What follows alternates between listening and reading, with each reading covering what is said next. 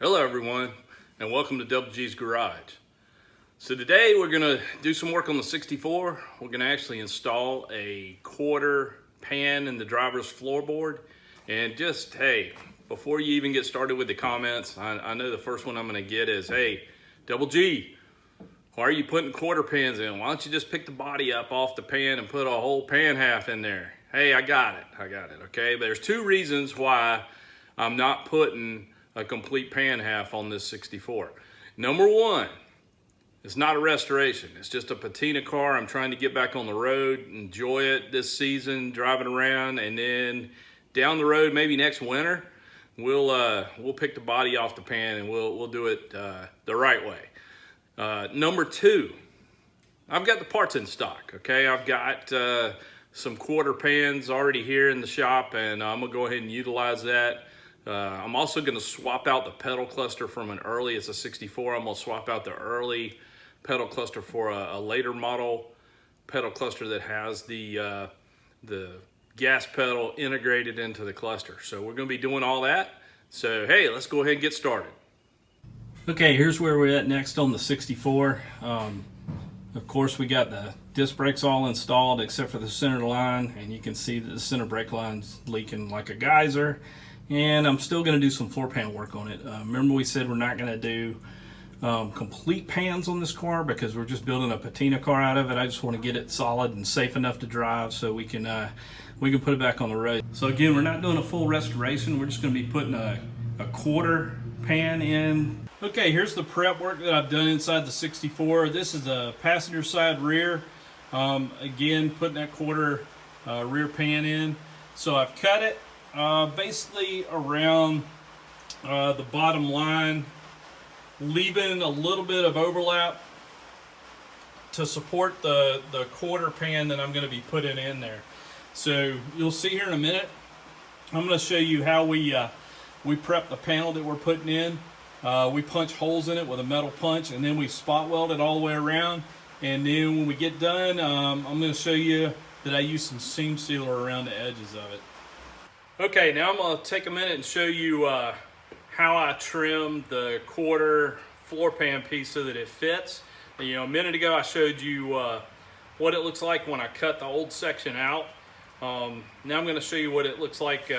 What I do is, again, I almost hate that I'm showing this, but this is a quick fix. I know some of you have probably done this in the past. This is not the preferred method of replacing the whole half pan, but I take a quarter pan section, you can see here, and what I've done is I've cut it back, and there's a reason why I'm doing it this way.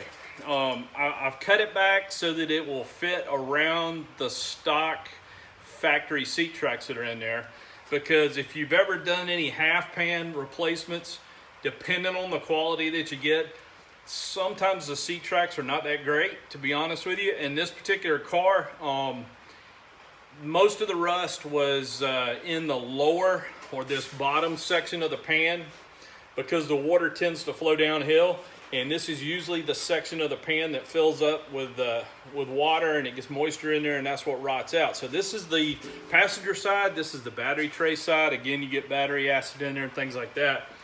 But you can see I've trimmed it back, I've trimmed it around, and I'm retaining the stock factory seat tracks like I said. So I'll show it to you here in a minute when it's fitted, but I wanted to show you the tool that I use for punching holes so I can do the spot welds. So I'll show you the tool. I'll put a link to it if I can find it in the comments section. But basically it's a giant hole punch. So if I can position this so I can show you how this works.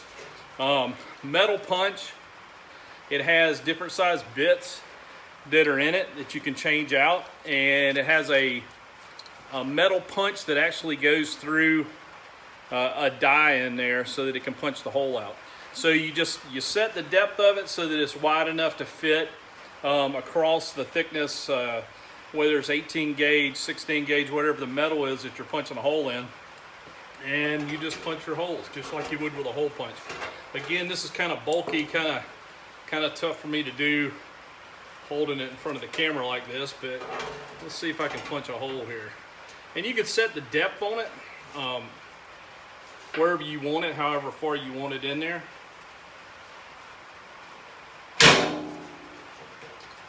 And this is just for demonstration purposes. So what I'll do is I'll use the punch. I'll punch holes around the perimeter of the piece that I'm going to be installing. And if you see here, it puts a nice, see if I can get the background there, it puts a nice hole in there that you can simply, you can go back, sorry for all the glare there, you can go back and weld that in, spot weld it all the way around. Pretty good method. I even use this same method when I'm doing half pans in the tunnel area, and of course the perimeter all the way around. And it works really good. So it's a handy tool. Like I said, I'll put a link to it there in the description. So now I'm going to show you how I put it back into the car and what it looks like and how flush it fits and nice, because I've done a lot of prep work getting it to fit right. Okay, here's a look at the tool that I use to punch the holes in the metal, so that it's just like a big hole punch you'd use for paper, only these are made from metal, and it's got different size bits in it. This particular one's made by a company called Capri, but it punches holes in there so that we can do the spot welds back to the chassis when we're doing some floor pans. Okay, here's the quarter pan in the vehicle. You can see how nice and flush I've got it, made it all the way around. And like I said, I wanted to retain the factory seat tracks just because they work better. And so I've got it back in there. We'll start spot welding it. We're going to spot weld those holes that I've punched in it, and then we're going to go back and seam seal it around the edge. So I'll kind of back up and show you what it's going to look like. Again, this needs a lot of help. This vehicle really needs complete pans on each side, but we're doing a quick restoration on it, get it back on the road. Here's what I'm using for seam sealer. Just a generic body shop seam sealer I got off the internet. AC Delco. I believe it's a part number 10-23. It's a medium duty body sealer. Okay, here's what it looks like when I get it all tack welded in there and I get the seam sealer around it. Again, not restoration quality pan replacement by any means, but if you're looking to do, a partial pan replacement, this is a pretty good method to use. It's going to stay dry. It's going to be solid. Hey, it's not a Flintstone car anymore. That's what you want. So the next step I'll show you is once I get it all rust proofed and get a coat of paint on it, it'll look a whole lot better.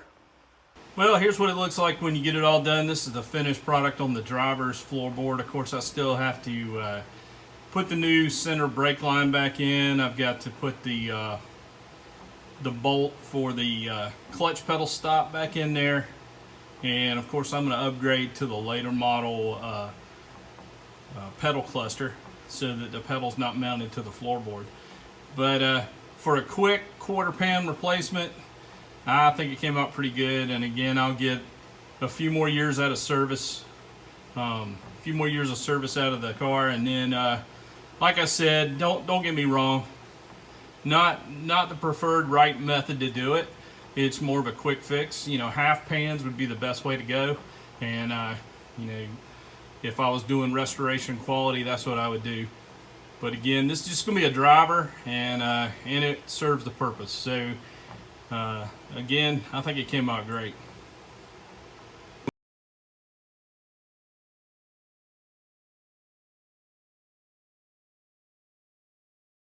Well, that about does it for today's Double G's Garage video on doing some quarter floor pan replacement on our 64 Beetle. Just gotta give a little shout out to Max Jacks. Love it. You can see I'm using your product. Feel free to go ahead and sponsor me if you want to. Send me some cool Max Jacks parts, accessories, whatever. But seriously, guys, I'm not getting any sponsorship for anything that I'm doing right now. We're just doing it for fun, keeping the hobby alive, having a good time out here working on this old 64 that got pulled out of the woods. If you like what you saw, go ahead and hit that thumbs up. Go ahead and subscribe to the channel. We got more restorations coming. We got more stuff coming, and tool reviews and everything else. So again, we appreciate all of you that are watching. Thanks for stopping by, and we'll see you next time.